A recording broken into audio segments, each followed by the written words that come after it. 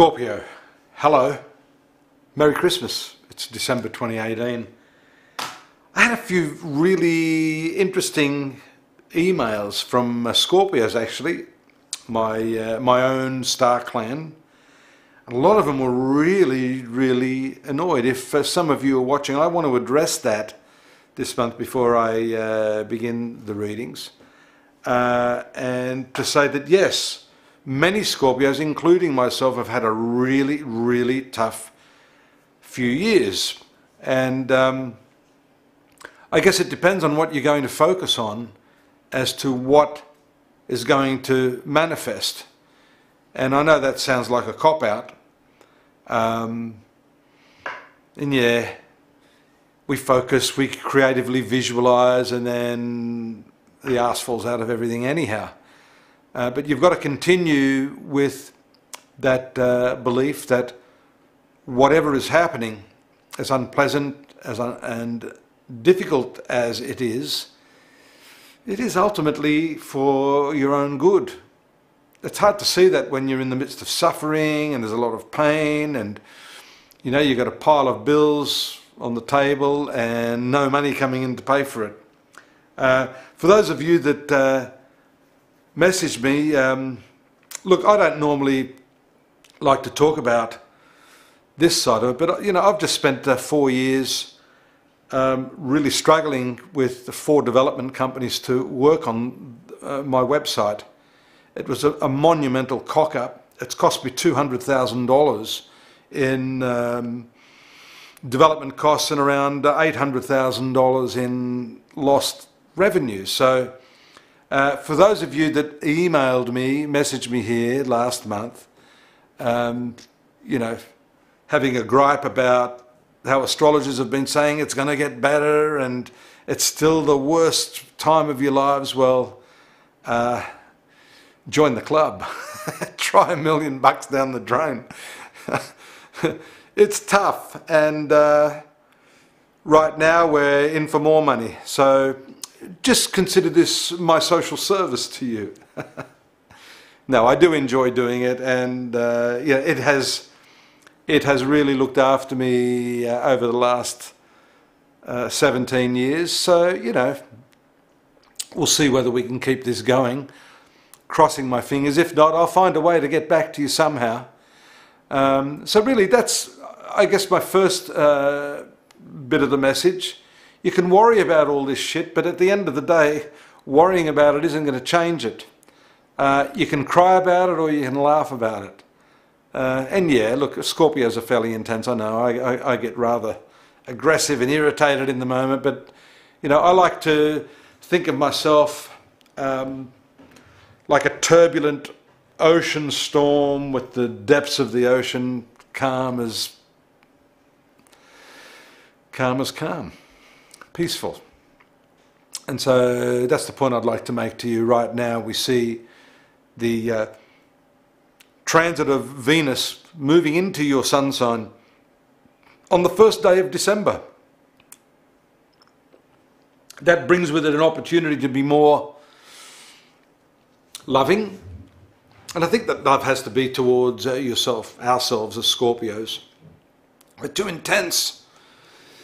You've also got a new moon taking place in your zone of finance. That takes place on the 7th, along with the forward motion of Mercury. Now, I'm not saying this is going to resolve all of the problems of your life, but I am saying that, you know, Mercury, Jupiter, Sun, and also this new moon all taking place in the 2nd house of finance gives you a pretty good opportunity to make some choices right now.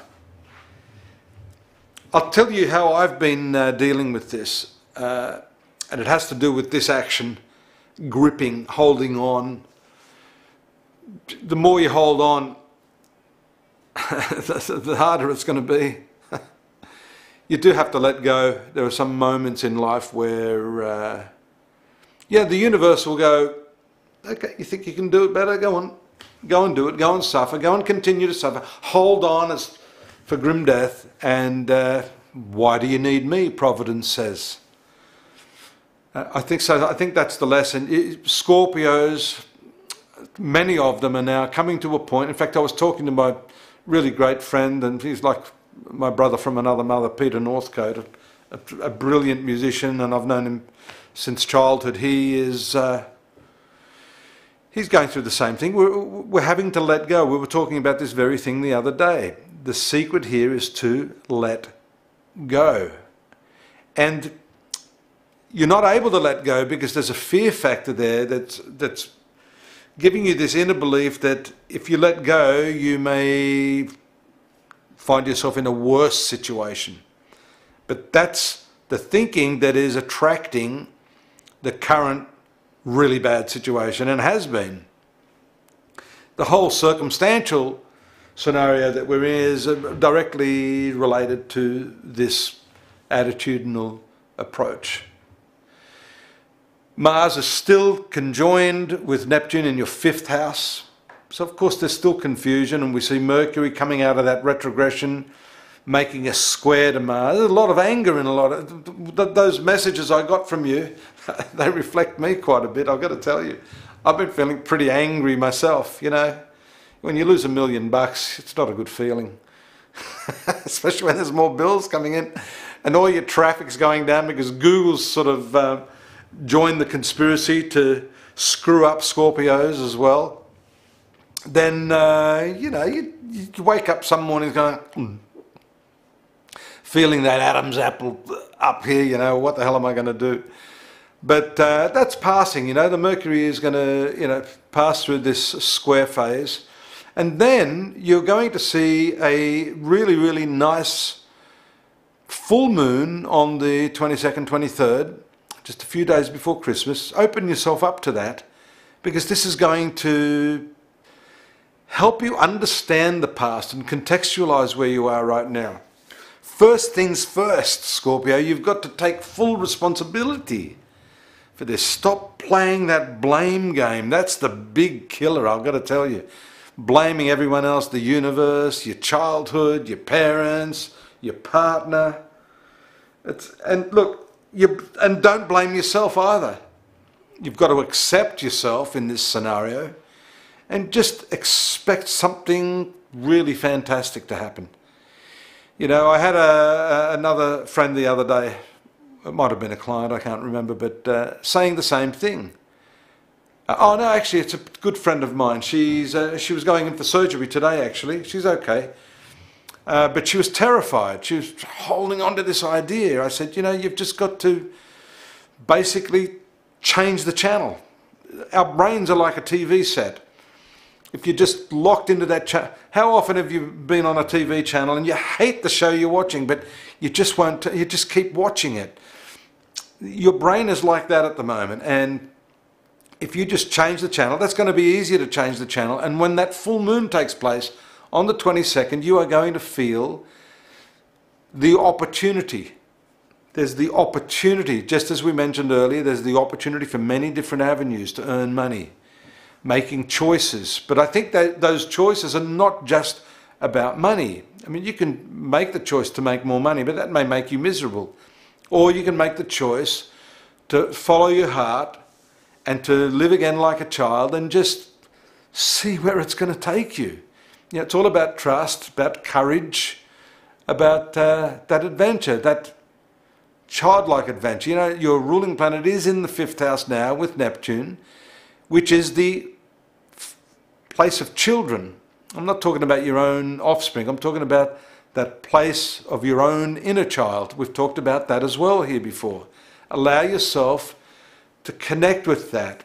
You know, when we were children, we woke up with this sense of exhilaration every morning. We weren't so worried about you know, where the next meal was going to come from. We just had this trust. We were always fed, and we expected that we will always continue to be fed, clothed, housed, looked after by our parents. And Providence is a parent too. It's a spiritual parent, but you've lost your trust in that. And this transit of Mars in the 5th house is basically saying, look, and it's a close conjunction with Neptune, which is the ruler of the 5th house, which is these ideals, these spiritual principles that are rooted in this very thing. which is to connect with your inner child, create, and allow yourself to just be in the moment again, you know, in awe of this moment, right? Come on, just try it, okay? And if it doesn't work, it may not work this month, but you know, I expect a lot of you are going to send me some hate mail again, and that's okay. That's why I'm here. You know, the astrologer's not infallible. So by all means, send me some hate mail. If it makes you feel better, that's my job.